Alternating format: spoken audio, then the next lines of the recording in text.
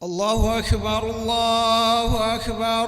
أشهد أن لا إله إلا الله. أشهد أن محمدا رسول الله. حي على الصلاة حي على الفلاح. قد قامت الصلاة قد قامت الصلاة. الله أكبر الله أكبر. لا إله إلا الله. لا إله إلا الله سيدنا محمد رسول الله صلى الله عليه وسلم. أقامها الله وأدامها ما دامت السماوات والأرض وجعلنا من صالح أهلها. استووا واعتدلوا سووا صفوفكم. Lurus dan rapatkan barisan. Sallu salata muwaddi'in yarhamna yarhamkumullah.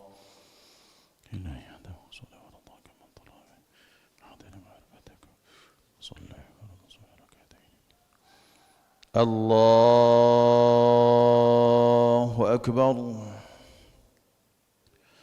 الله أكبر كبير ورحمة الله كثير سبحان الله إني وجهت الذي وحده الصمد الأطلعني فمسلم إن صلاتي من سبك من شارك لذلك أعوذ بالله من الشيطان الرجيم.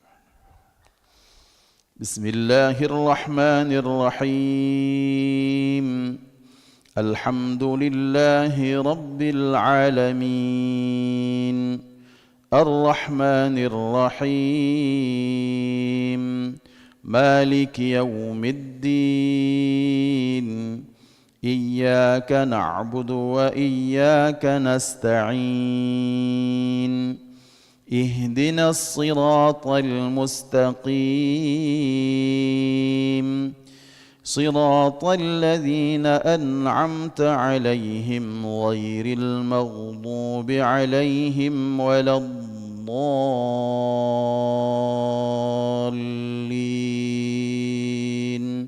آمين.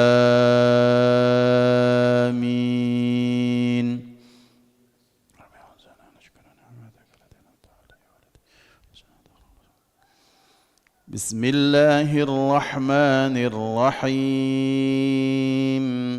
سبح اسم ربك الأعلى الذي خلق فسوى والذي قدر فهدى والذي أخرج المرعى فجعله غثاء أحوى سنقرئك فلا تنسى إلا ما شاء الله إنه يعلم الجهر وما يخفى ونيسرك لليسرى فذكر إن نفعت الذكرى سيذكر من يخشى ويتجنبها الأشقى الذي يصلى النار الكبرى ثم لا يموت فيها ولا يحيا قد أفلح من تزكى وذكر اسم ربه فصلى بل تؤثرون الحياة الدنيا والآخرة خير وأبقى إن هذا لفي الصحف الأولى صحف إبراهيم وموسى. الله أكبر. سبحان الله العظيم وبحمده سبحان الله العظيم وبحمده. سمع الله لمن حمده. الله أكبر.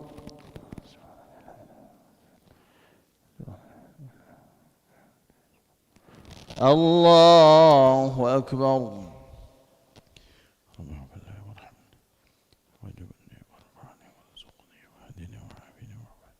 الله أكبر.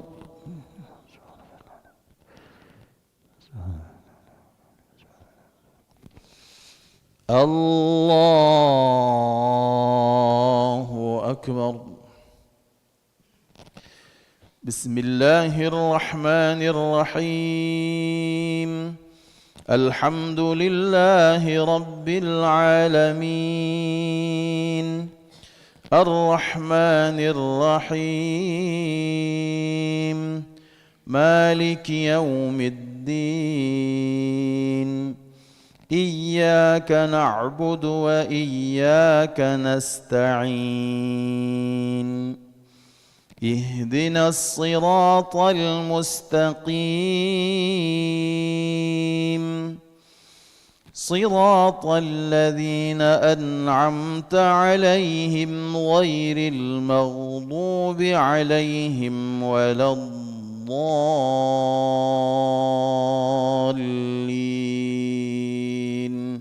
آمين.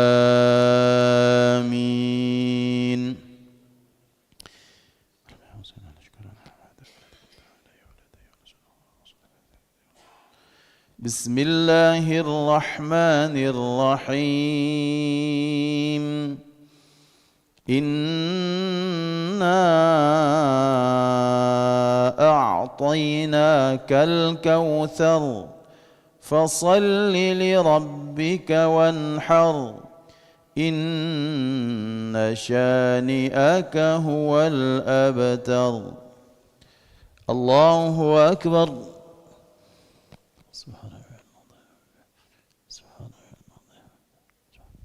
سمع الله لمن حمده. اللهم اهدنا فيمن هديت وعافنا فيمن عافيت وتولنا فيمن توليت وبارك لنا فيما أعطيت وقنا برحمتك شر ما قضيت فإنك تقضي ولا يقضى عليك وإنه لا يذم ولا يهدي ولا يهزم تبارك ربنا ولك الحمد. استغفر الله. وصلى الله على سيدنا محمد النبي الأمي وعلى آله وصحبه وبارك وسلم. الله أكبر.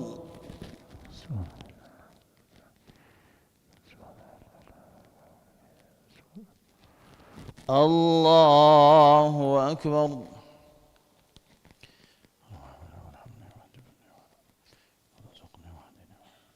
الله أكبر.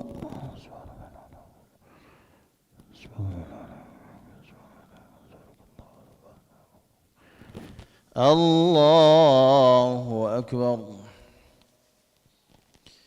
التحيات المباركة الصلوات الطيبة. السلام عليك أيها النبي ورحمة الله. السلام علينا وعلى الصحابة. أشهد أن لا إله إلا الله.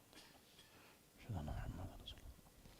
اللهم صل على سيدنا محمد وعلى سيدنا إبراهيم وعلى سيدنا وبارك على سيدنا محمد وعلى سيدنا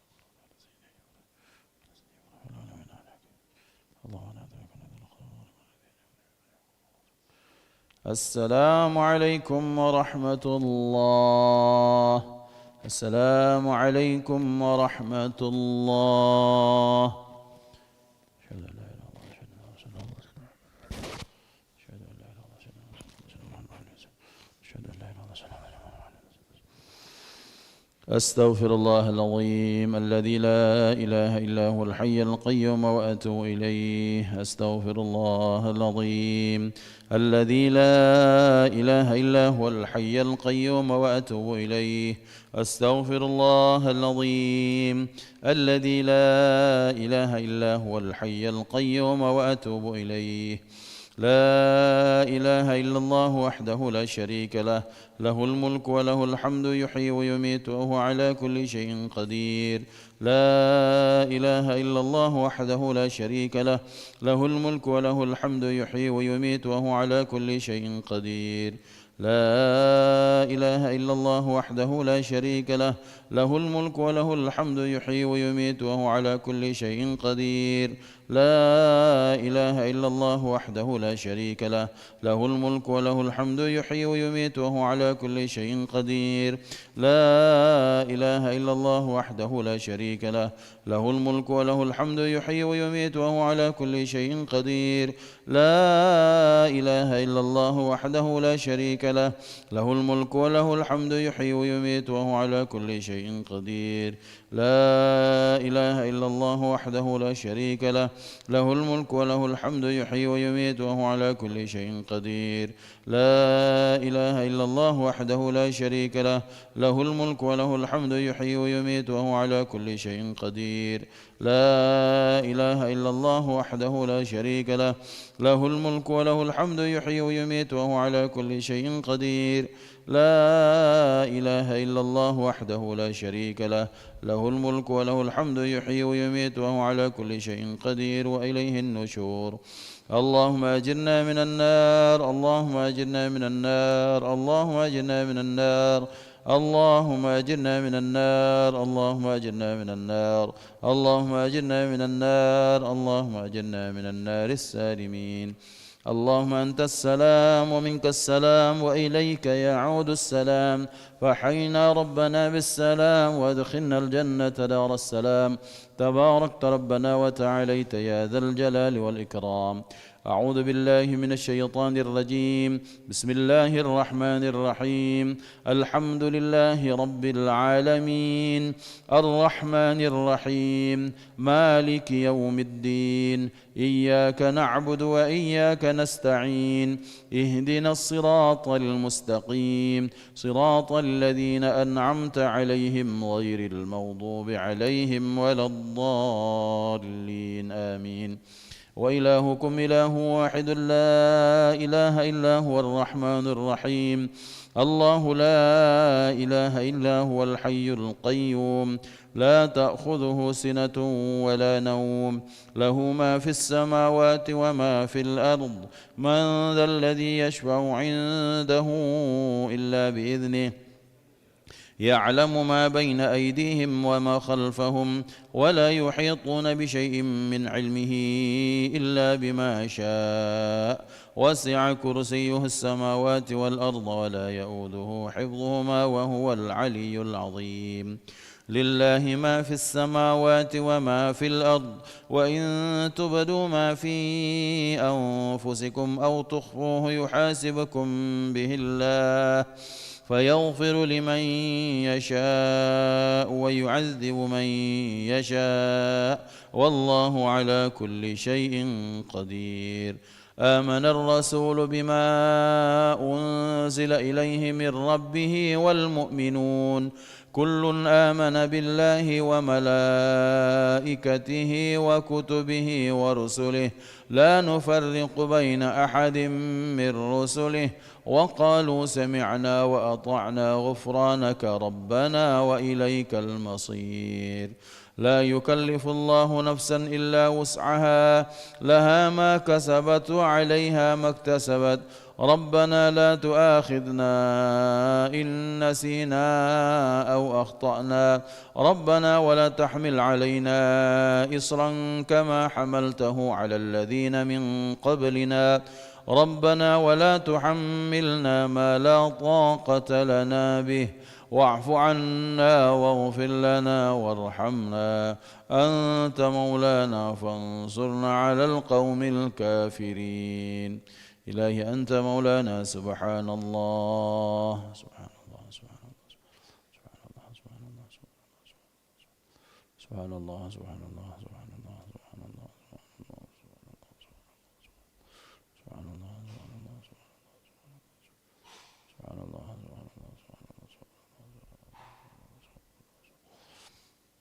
سبحان الله العظيم وبحمده الكريم دائما أبدا الحمد لله الحمد لله الحمد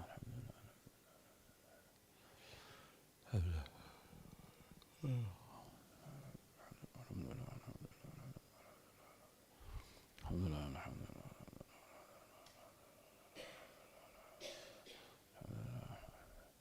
الحمد لله رب العالمين على كل حال وفي كل حال ونعمه. الله أكبر.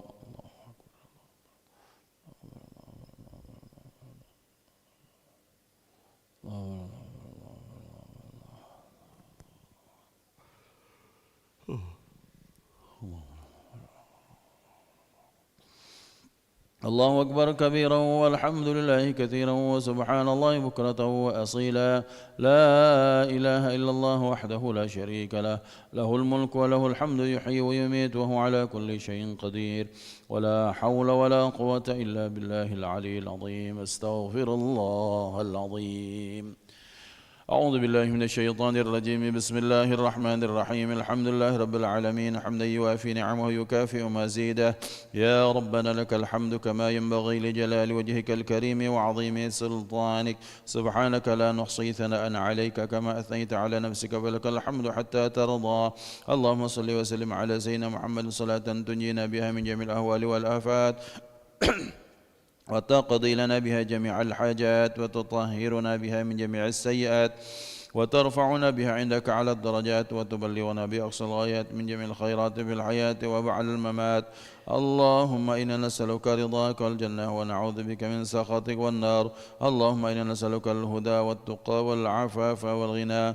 اللهم بارك لنا في أولادنا وبناتنا واحفظهم ولا تضرهم، ووفقنا ووفقهم لطاعتك وارزقنا برهم. بحق ربنا هب لنا من أزواجنا وذريتنا قرة أعين المتقين إماما. ربنا هب لنا من الصالحين. ربنا هب لنا من لدنك ذرية طيبة إنك سميع الدعاء. اللهم يا غني حميد، يا مبدئ يا معيد، يا رحيم ويدود، أغننا بحلالك عن حرامك وبطاعتك عن معصيتك وفضلك عن من سواك. اللهم يسر لنا أمورنا مع الراحة لقلوبنا وأبداننا والسلامة والعافية في ديننا ودنيانا، وكلنا صاحبا في سفرنا وحضن خلافة في أهلنا. ربنا آتنا في الدنيا حسنة في الآخرة حسنة وقنا عذاب النار. وصلى الله على سيدنا محمد وعلى آله وصحبه وسلم. والحمد لله رب العالمين. بسر الفاتحة.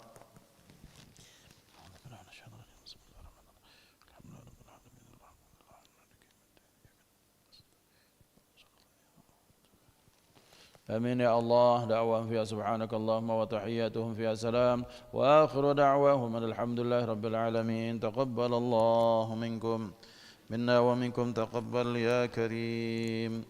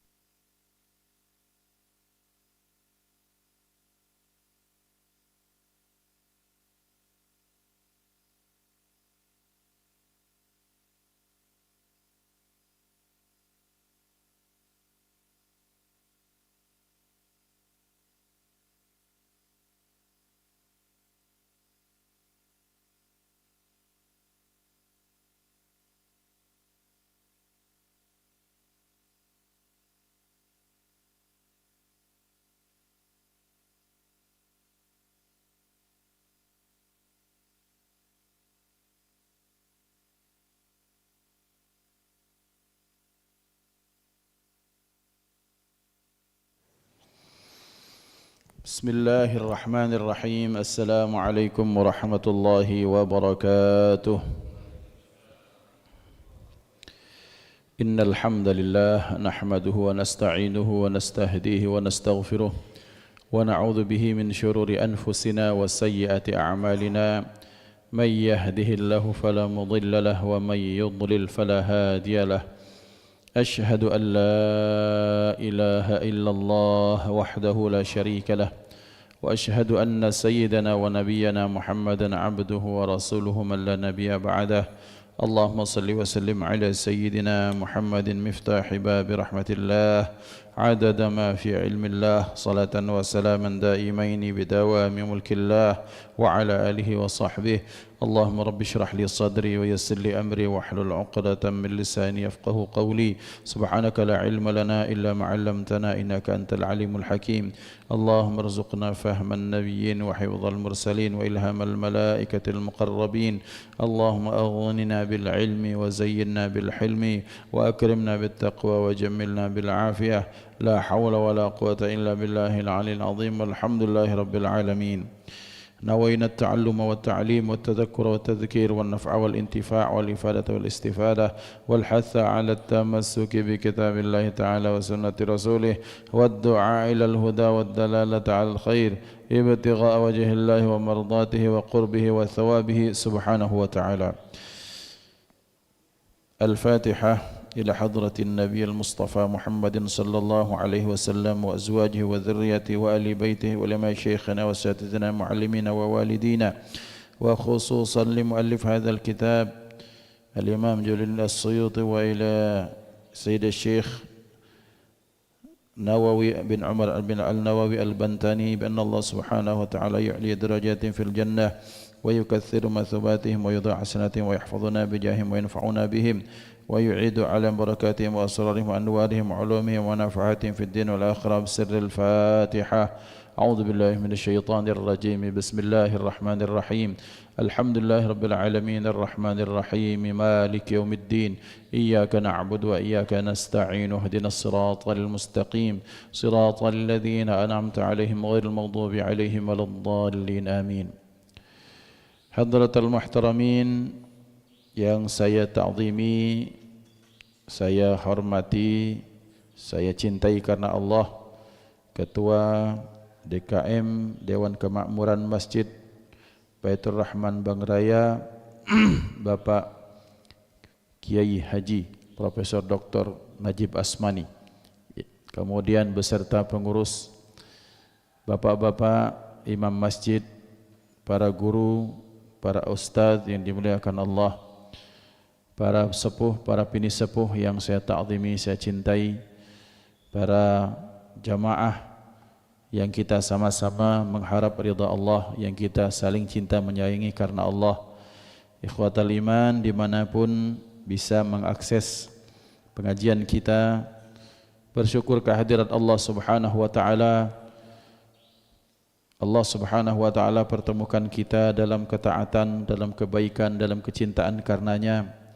Allah izinkan kita masuk ke rumahnya dengan membawa niat-niat yang tulus. Bersyukur bahwa di setiap hari, di setiap tempat kita terus diarahkan kebaikan oleh Allah. Maka kita bermunajat kepada Allah sebagaimana doa orang-orang terdahulu, Rabbi auzi'ni an ashkura ni'matak allati an'amta alayya wa ala walidayya. Ya Allah, mampukan aku untuk mensyukuri nikmat-Mu yang telah Engkau berikan kepadaku maupun kepada kedua orang tuaku sampai akhir ayat. Juga doa yang diajarkan oleh baginda Muhammad sallallahu alaihi wasallam, Allahumma a'inni ala dzikrika wa syukrika wa husni ibadatik. Ya Allah, bantulah aku untuk terus senantiasa berzikir kepadamu, kemudian bersyukur atas nikmat-Mu, dan bantulah aku untuk terus bisa mempersembahkan ibadah yang terbaik. Maka mudah-mudahan dengan rasa syukur ini Allah berikan keberkahan di setiap langkah kehidupan kita. Salawat dan salam terus Allah curahkan, Allah berikan, Allah hadiahkan, Allah kemudian limpah ruahkan kepada hadratul Rasul baginda Nabi Muhammad sallallahu alaihi wa alihi wa sahbihi wasallama beserta keluarga sahabat sekalian, amin Allahumma amin. Bapak Ibu ini dimuliakan Allah Subhanahu wa taala, pada pagi hari ini kita akan masuk pada bab ke-21 yang mengandung di setiap poinnya ini mengandung 10 pesan atau 10 nasihat. Maka kita akan mulai. Bismillahirrahmanirrahim. Radhiyallahu ankum. Qala al-muallif rahimahullahu ta'ala wa nafa'ana bi'ulumihi fid dharain amin. Wal maqalatul hadiyatu wal 20, nasihat yang ke-21 dari bab yang berisikan berapa? 10 nasihat. An Abi Hurairah radhiyallahu anhu, dari Sayyidina Abi Hurairah, Allah meridai beliau, anin Nabi sallallahu alaihi wasallam, dari baginda Nabi Muhammad sallallahu alaihi wasallam, as-salatu imaduddin, salat itu adalah tiang pancang agama. Ay qawamuddini kama annal amuda qawamul baiti, yakni dia pondasi agama sebagaimana tiang-tiang itu merupakan pondasi tegaknya satu rumah. Ini salat yang menjadi pondasi agama dalam hadis yang sangat masyhur. Diisyaratkan bahwa sesuatu kalau tak memiliki pondasi maka ditakutkan akan cepat roboh. Bahwa bangunan sebesar Masjid Baitur Rahman ini, Bang Raya ini masjid yang besar sampai 3 atau 4 lantai. Kalau pondasinya tak kuat, baguslah di sini. Ada kaligrafinya, ada ornamennya, ada segala macamnya. Tapi ternyata pondasinya tak kuat, roboh ini masjid. 1 tahun, 2 tahun, 5 tahun kelamuan igo. Kenapa? Karena tidak ada pondasi yang kuat.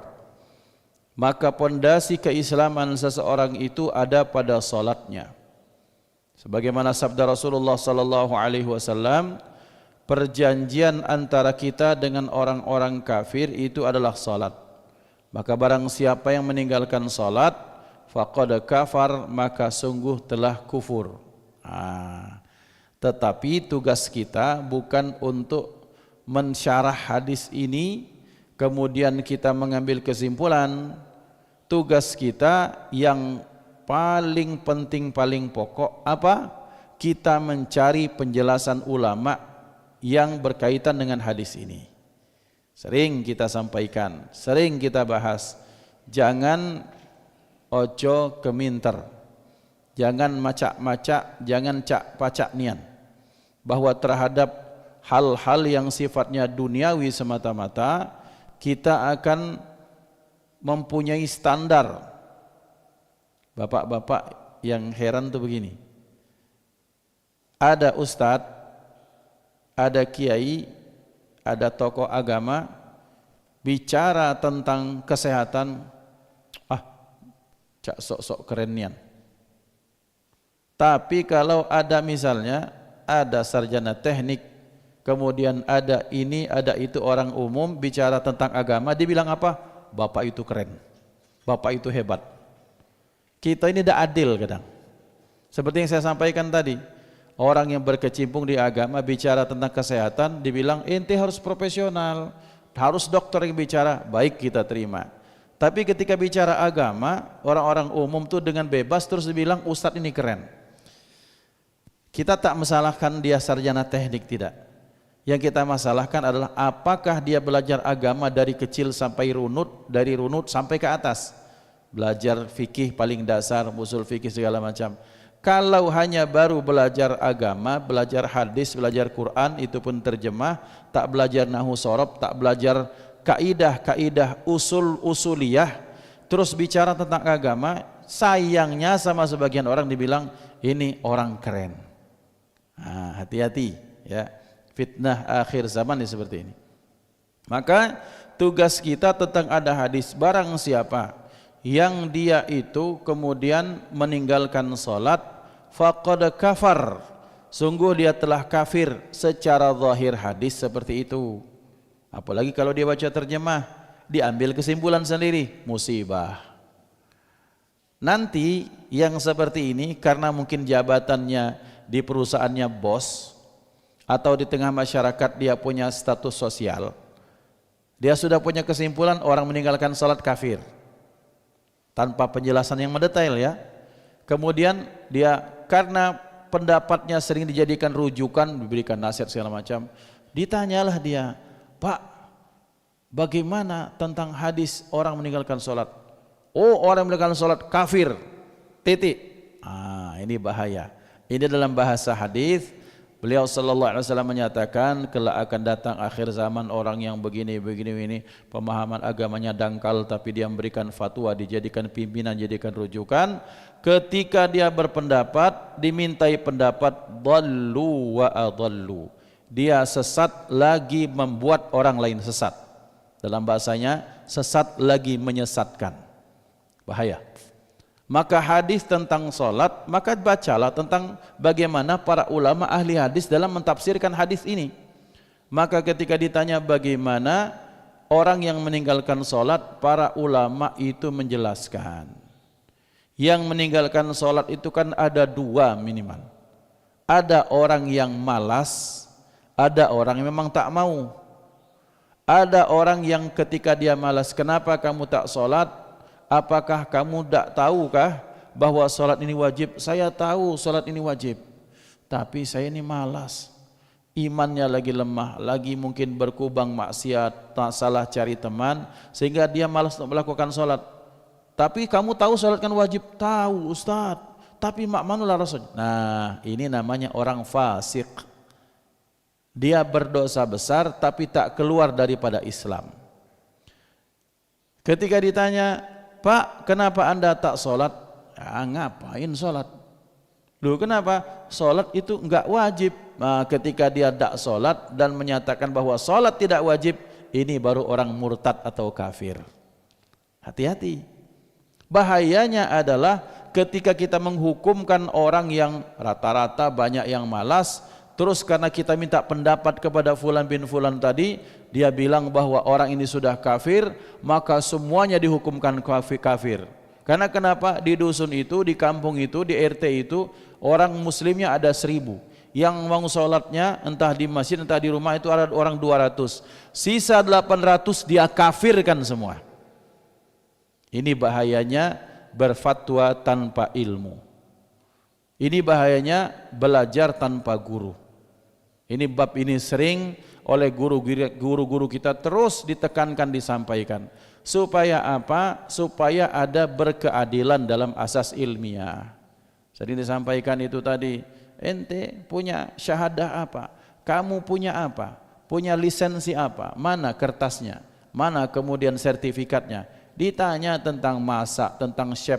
Dunia perhotelan saja tak akan menerima orang yang sekalipun dia sudah pandai masak, belajar masak, tapi tak ada sertifikat, tak diterima sama hotel. Takut salah nanti, digabungkan ini dia ini jadi penyakit. Tapi masalah itu baru kalau penyakit yang berbahaya adalah tubuh. Masih sifatnya jasadiyah, masih sifatnya yang cuma di dunia.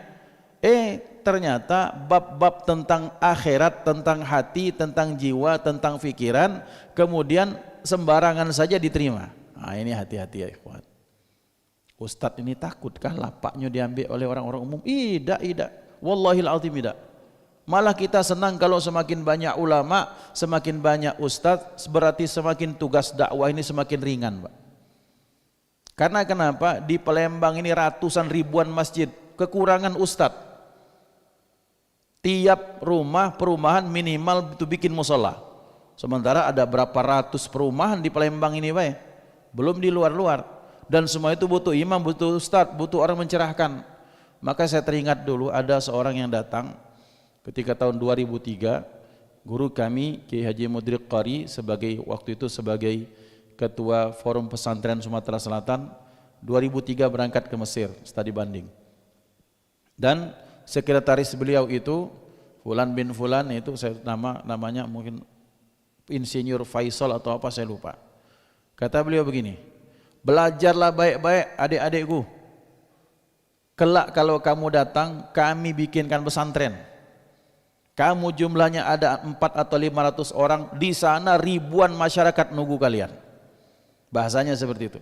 Jadi bapak-bapak, kalau ketersediaan di Sumatera Selatan ada 1000 ustadz, satu ustadz itu bisa memegang 1000 manusia, masih banyak ratusan bahkan jutaan lain itu membutuhkan ustadz.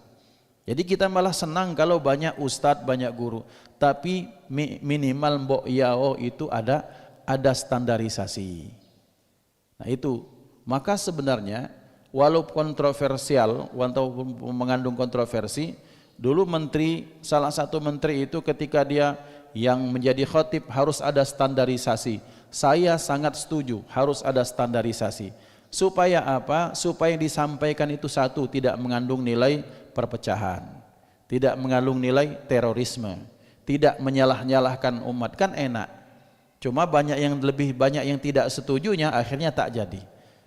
Tapi kan kita akan bingung melihat ada orang yang bahkan ketika khutbah, wahai kaum muslimin, Nabi Muhammad sallallahu alaihi wasallam bersabda, tidak memuji Allah, tidak bersolawat, tidak ada wasiat takwa, langsung masuk kepada khutbah. Satu masjid ini tidak sah sholat Jumatnya. Itu yang mau dijadikan standar. Maka benar bahwa kalau ada standarisasi itu memang akan seragam dan enak untuk mengarahkan. Kepentingannya apa? Ya kepentingannya untuk umat semuanya. Maka ikhwan dimuliakan Allah. Jadi seperti itu bahwa tentang bab sholat. Bahwa fatwa ulama itu jelas tidak serampangan. Bahwa orang ini kalau dia tak sholat, sholatnya bagaimana? Tak sholatnya karena malaskah atau karena dia memang tak mengakui hukum sholat sebagai hal yang wajib. Kalau bab yang kedua dia mengatakan tak sholat karena tak wajib, suruh syahadat. Tak galak syahadat, maka dia betul-betul sudah kafir. Tapi kalau yang pertama, gara-gara itu, maka gara-gara hanya malas saja, ya fasik, besar dosanya. Kenapa dikatakan ulama faqad kafar, sungguh dia kafir? Dalam zahir hadis dijelaskan ulama bahwa dia kelak di akhirat mendapatkan hukuman sama seperti beratnya hukuman orang-orang kafir. Jadi untuk akhirat ini, bukan status dunianya. Nah ini perlu dijelaskan kepada halayak ramai. Nah ikhwan dimuliakan Allah. Sehingga ini penjelasan Gus Bahak sangat penting disampaikan di sini. Sehingga satu saat itu beliau menceritakan satu saat Al-Imam Ahmad bin Hanbal ini sudah hampir nyerempet pendapat orang-orang yang menyatakan siapapun dia kalau tak sholat hukumnya kafir. Maka terjadi dialog. Maka Imam Syafi'i itu ngomong, wah kalau begitu enak dan bagus sekali, kata Imam Syafi'i, orang tak sholat dihukumkan kafir. Loh kenapa guru dibilang enak? Ya enak lah, kalau kafir kan, iya. Orang meninggalkan salat hukumnya kafir, oke. Kalau gitu kata Imam Syafi'i, dia tak usah puasa, dia tak usah haji, dia tak usah melakukan kebaikan-kebaikan. Lo enggak bisa, kata Imam Ahmad bin Hanbal. Lah kenapa kata Imam Syafi'i? Dia tetap harus puasa, tetap harus haji, tetap harus bayar zakat. Kata Imam Syafi'i, kan ente bilang hukumnya kafir. Kalau orang kafir itu tidak wajib syariat Islam atasnya. Baru Imam Ahmad bin Hanbal tersadarkan, astagfirullah. Makanya bahasa kita Imam Syafi'i itu hukumnya fasik. Hukumnya orang meninggalkan sholat itu hukumnya berdosa besar. Mereka diazab sama seperti orang kafir. Tapi kalau dia dihukumkan seperti orang kafir ketika di akhirat, hukum di dunianya fasik, berarti tetap berhak masuk surga, tapi memang diazab dulu. Bersih dari dosanya ketika di akhirat, dimasukkan ke dalam surga oleh Allah SWT. Bersih dosanya, dibakar dengan neraka berapa tahun, berapa puluh ribu tahun, kemudian dimasukkan ke dalam surga. Tapi ketika engkau hukumkan kafir, haram surga atas orang tersebut. Maka di sini bapak-bapak, kita ini harus hati-hati bab tentang status keimanan seseorang. Saking berhati-hatinya Rasulullah sallallahu alaihi wasallam, maka beliau kemudian memberikan contoh dan penjelasan yang sangat banyak, sampai-sampai para ulama ahlu sunnah wal jamaah itu menyatakan nahkumu bil zawahir, bahwa kita melihat menghukumkan orang dengan zahirnya saja. Kemudian wallahu yatawallas sarair, sementara Allah menghukumkan apa yang ada di sarairnya, yang ada pada batinnya, apakah dia muslim atau tidak itu terserah Allah. Tapi kalau kita lihat namanya Muhammad, kemudian ketika ada orang nikah dia melok berkepia, kadang-kadang kita jengok dia salat Jumat, khalas dia muslim. Perkara urusan dia itu kita serahkan kepada Allah. Tapi tetap kita dakwahi dia, kita nasihati, minimal kita doakan. Tapi haram hukumnya untuk menghukumkan dia sebagai orang kafir. Kenapa? Karena sabda Rasulullah, kalau engkau menuduh seseorang tentang status seseorang dan ternyata tuduhan tersebut tak berlaku pada orang tersebut, tuduhan itu akan dikembalikan kepadamu, wal iyadzu billah. Al-faqir, saya menuduh, oi bapak itu tak semayang seminggu, tak semayang, kafir sudah. Naudzubillah, hati-hati. Ngapa? Maka berarti kita sudah memberikan status pada seseorang. Ternyata di mata Allah bapak yang saya tuduh itu tidak kafir, maka Allah kembalikan tuduhan itu kepada saya. Maka tak usah meloi wong yang gampang menilai orang lain, tak usah melok. Aku bukan nak memprovokasi. Kita ini belajar agama, bapak-bapak, ibu-ibu ini dimuliakan Allah. Belajar agama, duduk di majlis seperti ini sampai terkantuk-kantuk, capek-capek. Itu tujuannya apa? Untuk mencari aib kita dewek, bukan nyari aib orang lain.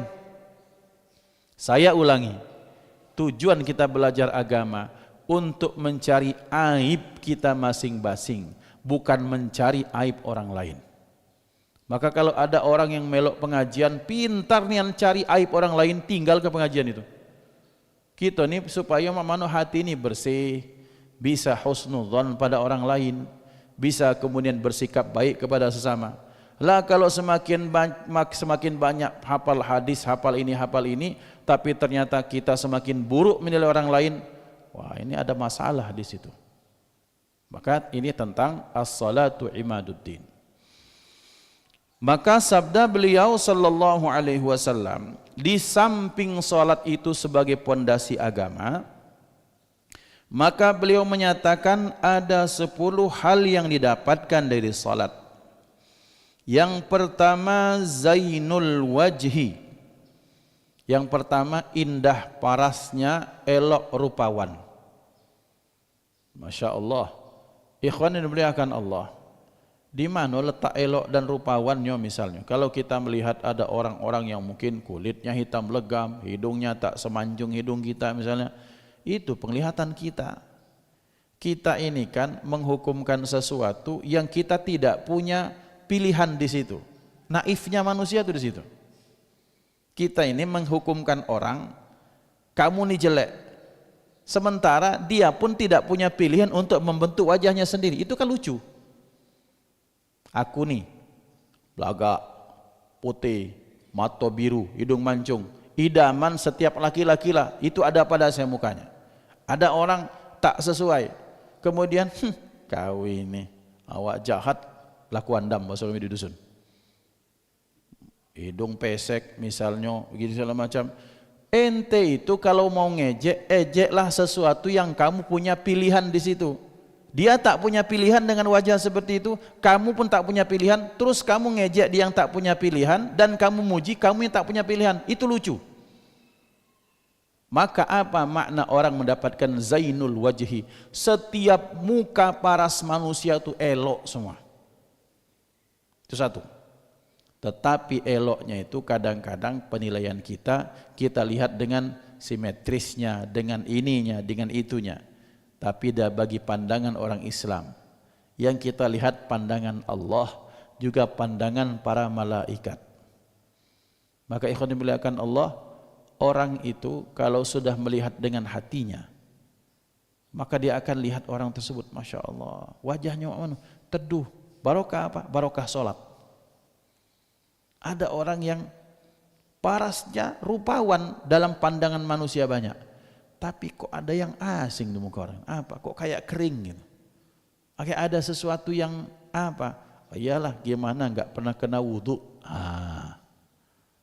Maka ikhwan dimuliakan Allah, orang-orang tua kita tuh untuk menggiring opini anak-anaknya yang suka mengidolakan fulan bin fulan yang tak kenal Allah tuh gampang mereka. Kaunya mengidolakan lanang itu. Maaf yo, ini hanya untuk orang Islam saja. Dia tak bersunat. Kau galak mengidolakan orang tak bersunat. Tak kenal mandi wajib. Dia makan sesuatu yang diharamkan Allah. Ente mau mengidolakan orang yang jauh daripada Allah. Efektif, Pak. Karena kenapa? Karena memang orang itu kalau idolakan yang terbaik, yang punya nilai lebih daripadanya. Siapa dia? Baginda Nabi Muhammad sallallahu alaihi wasallam. Kalau perempuan idolakan istri Rasulullah, wanita-wanita salihah. Ini kamu nak mengidolakan fulan bin fulan yang dia bahkan tak pernah sujud sama sekali kepada Allah. Itu efektif. Maka ikhwan dimuliakan Allah, orang kalau dia sudah sholat, zainul wajhi, wajahnya indah, itu apa maknanya? Wajahnya punya keteduhan. Barokah apa? Barokah kebaikan sholat yang dia lakukan. Mukanya tak secerah muka orang Eropa mungkin wajahnya gelap, maksudnya hitam. Mungkin dia punya muka berminyak, mungkin, tapi tetap orang kalau sholat itu tetap punya keteduhan wajah. Bukan karena make up, tetapi karena aura kebaikan yang terpancar dari sholatnya. Yang kedua, wa nurul qalbi. Dan yang kedua, cahaya hati. Ruwiya annahu sallallahu alaihi wasallam qala salatur rajuli nurun fi qalbihi faman syaa minkum falyunawwir qalbahu rawahu ad-Dailami. Diriwayatkan bahwasanya beliau sallallahu alaihi wasallam bersabda, salat seorang laki-laki itu menjadi cahaya di dalam hatinya. Maka barang siapa di antara kalian menginginkan cahaya tersebut, maka hendaklah dia terangi hatinya, dia berikan cahaya pada hatinya. Hadis rawahu ad-Dailami, diriwayatkan Imam ad-Dailami. Bapak Ibu ini muliakan Allah, nur itu ada dua. Ada nur hissi seperti ini, ada nur ma'nawi. Nur hissi itu cahaya yang bisa kita lihat. Wah, ini kelihatan ini cahaya, mampu menerangi tempat yang gelap. Tetapi terangnya tempat belum tentu bisa menerangi sudut pandang seseorang. Pacak buta dia. Ada pilihan nih, Pak, ada proyek nih, gimana? Ini bisa dapat cuan kita. Proyeknya itu untuk bikin jembatan penghubung di masyarakat di desa tertinggal. Proyeknya itu 10 M. Setelah kita atur-atur, mainkan Pak, bisa dapat 5 M saja itu Pak barang. Padahal mestinya harus 10 itu dia sudah untung, tapi dia terus ngepres lagi jadi 5 miliar. Maka ya ikhwan, berdua ini kemudian di tempat, di kantor siang hari nulis cek ini 10 miliar, digelontorkan segala macam, akhirnya yang dipakai jadi 5 miliar, kemudian 5 miliarnya bagi beberapa orang. Nulis itu, melakukan itu, kalau di siang hari tempatnya terang, kalau malam hari berlampu. Betul, betul. Tapi ternyata terangnya sinar matahari, terangnya siang hari itu tak mampu menerangi gelapnya hati. Tak bisa membedakan mana yang baik, mana yang buruk. Na'udzubillah. Apakah pencuri itu kemudian dia gelap karena dia gelap akhirnya senang mencuri? Bukan, karena hatinya yang gelap. Apakah koruptor itu ketika melihat sesuatu yang dia korupsi itu karena siang hari kah atau dia lakukan di malam hari? Bukan, karena gelapnya hati. Orang berzina, orang mabuk-mabukan, itu bukan karena remangnya tempat, bukan karena remangnya hati. Maka fungsi salat itu ketika dilakukan dengan benar, maka dia akan memberikan ketenangan hati. Hatinya diberikan keterangan oleh Allah, terang oleh Allah. Maka tingginya pendidikan sampai ke tahap apapun, bisa kalah Pak dengan orang yang tak tamat SD tapi dia sholatnya dia betul-betul dia jaga syarat rukun sunnah dan adabnya. Maka ikhwan dimuliakan Allah, berarti benar ketika dikatakan ayat innas salata tanha 'anil fahsya'i wal munkar. Karena kenapa? Karena setiap amal yang kita lakukan itu membawa cahaya. Cahaya apa? Cahaya yang tak nampak oleh kita tapi malaikat melihat cahaya itu. Golongan jin belis nyingok cahaya itu, sehingga dia berupaya liyutfi'u nurallah, mereka berupaya untuk memadamkan cahaya Allah yang Allah titipkan di hati-hati kita masing-masing. Maka berarti apapun amal saleh yang kita lakukan pasti memberikan cahaya. Mana buktinya? Kalau nih orang kalau sudah terbiasa dengan amal saleh seperti ini, tadi berangkat itu pun pening pala, pusing, banyak masalah rasanya. Pas keluar dari masjid kok tenang ya hati. Nah itu sudah diberikan cahaya hatinya. Bahwa kita kemudian, bro, ngapa? Aduh, belak-belagak. Oh iya, astagfirullah, kita ada bini. Kalau galak niat nikahi dia, jangan dimainkan, haram hukumnya. Cahaya itu. Maka ikhwan dimuliakan Allah, maka cahaya yang kita cari selain cahaya hissiyah yang dapat dirasa ini, ada cahaya yang bisa kita rasakan ketika kita melakukan kebaikan, maka cahaya tersebut akan memberikan kita mampu membedakan mana yang baik, mana yang buruk. Itulah cahaya dalam hati.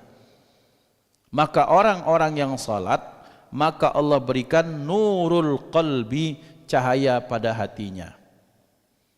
Dan berbahagialah kalau sudah sholat, yakin bapak-bapak selesai sholat hati itu senang, hati itu tenang, cahaya.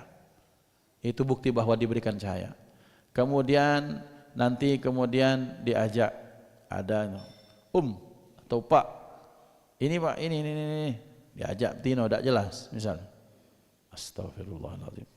Jangankan apa, ditoleh pun tidak, dia bercahaya hatinya. Pak, ngapa? Ada manggo sekeruntung itu nah. Manggo bapak itu. Pak mana kita mainkan malam ini? Kau ini. Sikok berbahaya, apalagi sekeruntung. Itu haram. Itu cahaya. Maka ikhwan yang dimuliakan Allah SWT, ketika orang salat, maka Allah titipkan cahaya dalam hati orang tersebut. Ustaz, salatnya itu neman. Tapi kalau proyek dimakannya galau. Apa salah solat? Tidak. Pasti ada bagian-bagian dari solat yang tak sempurna di situ. Pasti ada bagian-bagian solat yang dia tak lakukan dengan baik di situ. Misalnya wuduknya. Yang kedua mungkin ketika solat bacaannya tak benar. Ustaz paseh Ustaz bacaannya. Pecah-pecah imam di Masjid Istiqlal Ustaz. Berarti niatnya yang tidak benar. Dia sholat mungkin hanya sekadar menggugurkan kewajiban atau sekedar dilihat orang. Karena orang kalau sholatnya ikhlas pasti inna sholata tanha 'anil fahsya'i wal munkar. Maka berarti Allah itu tak pernah salah. Yang salah kita dalam memahami makna dari ayat. Maka jangan kait-kaitkan ada orang yang sholat masih suka korupsi, orang Islam begitukah, tidak. Ada bagian dari sholat itu yang pasti ada yang salah. Sesuatu kalau ada yang salah, maka dampaknya akan melahirkan sesuatu yang tak benar. Nah, itu nurul qalbi. Wa rahatul badani, yang ketiga rahatul badan, santainya atau rileksnya badan. Diriwayatkan bahwasanya beliau sallallahu alaihi wasallam bersabda, "Qum fasalli, tegaklah engkau kemudian salatlah. Fa inna salata shifaun, dikarenakan salat itu adalah syifa. Rawahul Imam Ahmad wa Ibnu Majah, meriwayatkan hadis ini Imam Ahmad dan Ibnu Majah. Ikhwan dimuliakan Allah, salah satu fungsi salat itu rahatul badan, membuat badan kita rileks. Bahwa di setiap gerakan yang dilakukan, setiap bacaan, kemudian dalam kondisi salat itu akan memberikan relaksasi pada badan, relaksasi. Ketika orang dia pakai lafaz niat atau tidak, usolli fardhu subhi, silahkan. Yang tak pakai, yang penting dua-duanya memakai niat dalam hati ketika Allahu Akbar pakai niat. Maka ikhwan dimuliakan Allah, jangankan dia ketika sholat, ketika wudhu pun sudah ada relaksasi. Kita pernah bahas, kita ini kan kalau sudah di luar dengan kegiatan kita kan, kita masuk dalam alam gelombang otak itu, dalam alam beta. Maka ketika kita sholat itu, ketika kita wudhu itu turun dia, kusutnya pikiran itu mulai masuk ke alam theta. Maka lihat masuk ke alam alpha. Maka ketika di alpha itu yang kusut-kusut seperti ini, kemudian gelombangnya seperti itu. Maka orang kalau sholat itu ya tenang. Nah, sifat-sifat ketenangan kadang-kadang kita menuju sesuatu akan muncul yang lain-lain. Kita menujunya Allah, muncul godaan dari mana? Dari jin-jin ini kan, ngingat ke dompet, ngingat ke pempek, ngingat ke kita makan apa kage, ngingat ke nak ke mano kage. Itu normal itu. Jadi orang yang misalnya, Ustadz, apakah termasuk khusyukkah orang kalau sholat Allahu Akbar, kemudian setelah dia bisa fokus, tapi setelah menit kedua macam-macam pikirannya, dibalikkan lagi khusyuk. Itu sudah khusyuk. Tapi khusyuk orang-orang awam seperti kita. Karena bapak-bapak kalau nak melok khusyuk itu harus seperti Nabi, tak bisa khusyuk semua kita. Kalau khusyuk itu harus seperti Sayyidina Ali, tak bisa khusyuk kita. Kalau kita khusyuk seperti sahabat, tak bisa khusyuk kita. Kenapa ayat diturunkan alladzina fi salatihim khashi'un? Maksudnya khusyuk di sini dengan tingkatannya masing-masing, maka orang itu bisa dianggap sebagai khusyuk. Tapi ada yang khusyuk kemudian mungkin derajatnya ini. Maka khusyuknya khusyuk sahabat yang kita tahu sendiri ceritanya.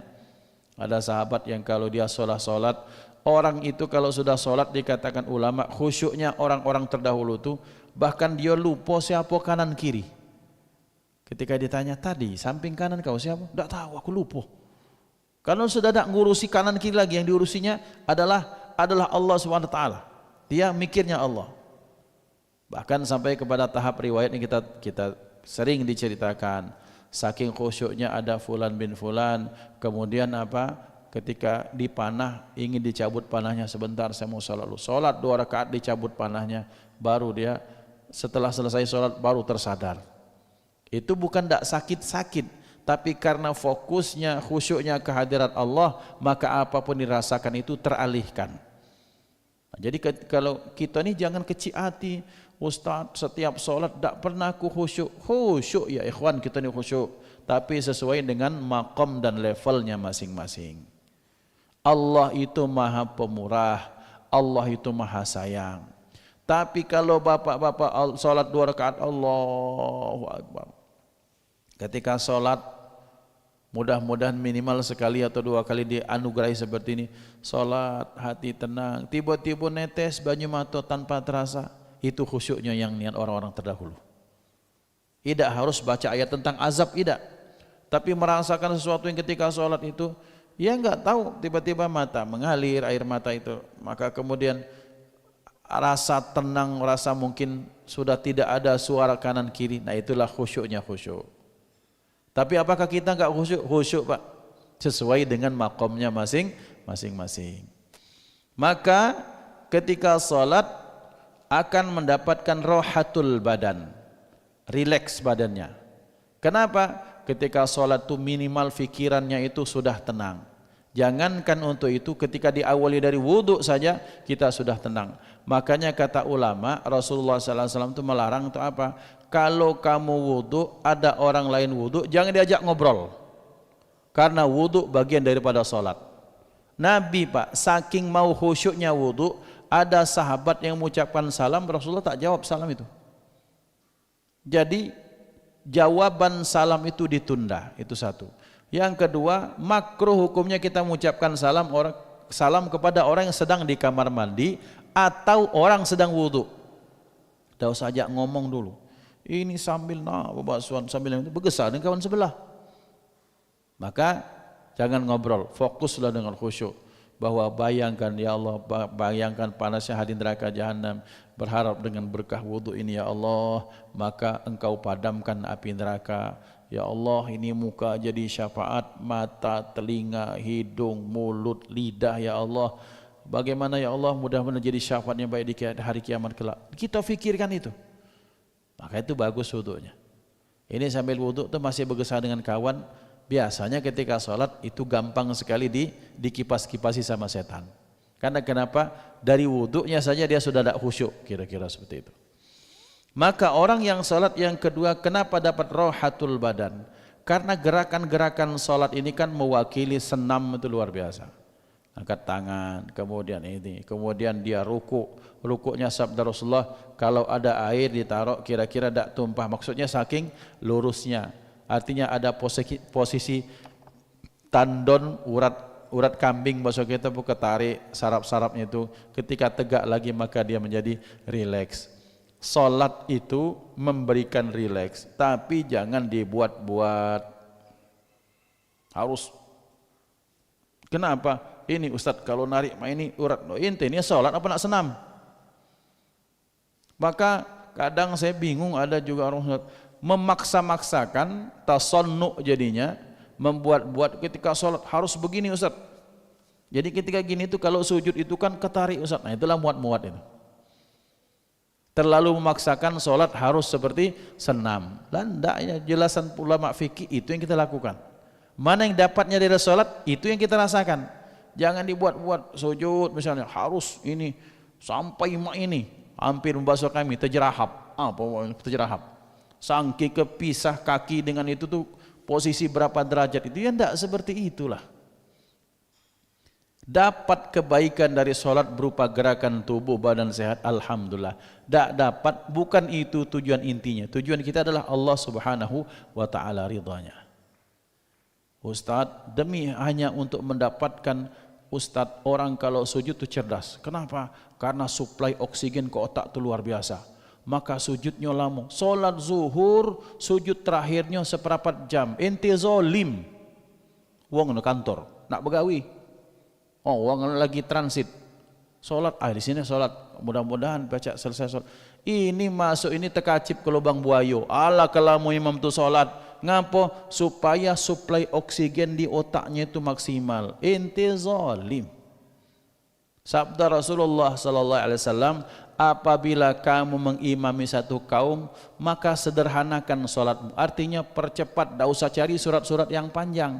Ada yang nak ke WC, ada yang nak berangkat ke mana, ada yang sekadar transit, ada yang sakit kaki, ada yang sakit kepala. Sakit kepala lagi menyut-menyut itu disuruh dia sujud lama. Nah itu tadi. Kalau nak pengen niat, ya solatlah dewean, solat sunat malam-malam lebih bagus. Nak setengah jam kau sujud silahkan. Tapi kalau sudah bersama orang banyak, ya timbang-timbanglah kondisi orang lain. Islam tu masya Allah.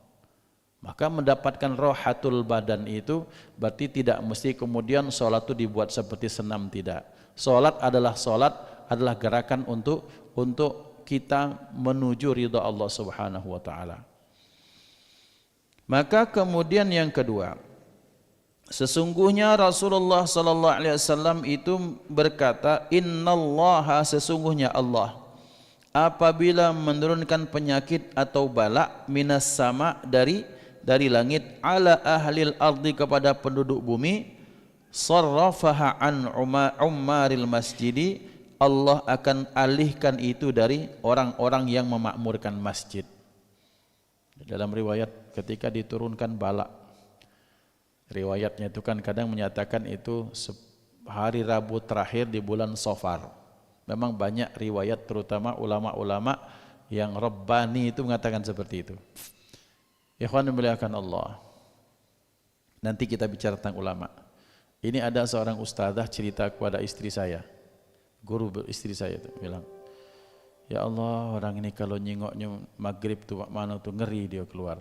Karena ustazah ini termasuk orang yang Masya Allah, karena bersihnya hati melihat yang tidak bisa kita lihat. Dibilang, "Yuk," katanya, "kalau maghrib tuh anak suruh masuk ngapa? Itu di langit tuh banyak yang turun, yuk, Masya Allah." Yuk. Nah ya, memang betul yang seperti itu. Ketika malam nampak tuh yang tak bagus tuh keluar galau. Makanya zaman dulu orang-orang tua kita tuh paling kepo anaknya di mana kalau 5:30 disuruh balik. Bawa penyebat, ngapo? Bahaya kaget.